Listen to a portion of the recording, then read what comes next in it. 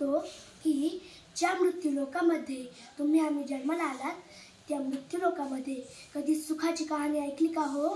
कोणी सांगितली का? तर नाही.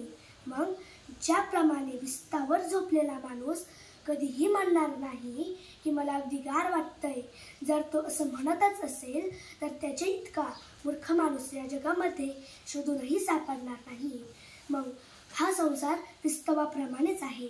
हा झाला ओळीचा थोडक्यात अर्थ.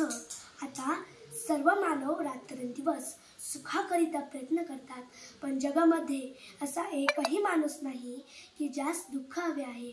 महाभारतामध्ये गोड असे वर्णन आले आहे, दुःखात द्विजती सर्व सर्वस्य सुखमिश्रितम्. दुःख कोणालाही नको, मात्र सुख सर्वांनाच हवे आहे. काही लोकांना कपडे नसले तरी चालेल, काही लोकांना चपला नसल्या तरी चालेल, काही लोकांना घर बंगला जमीन नसली तरी चालेल, काही लोक तर बायकोशिवायही आयुष्य जगतात, मात्र काही लोकांना तर देवही नको आहे.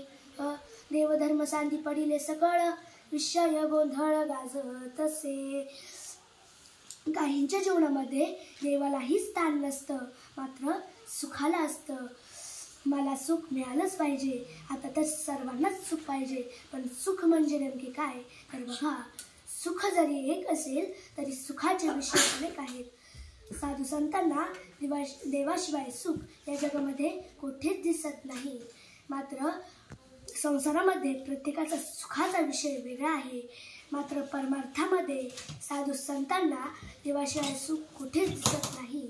मग प्रत्येकाचा सुखाचा विषय वेगळा आहे. तर तुम्हाला सुंदर असे एक उदाहरण सांगते. एका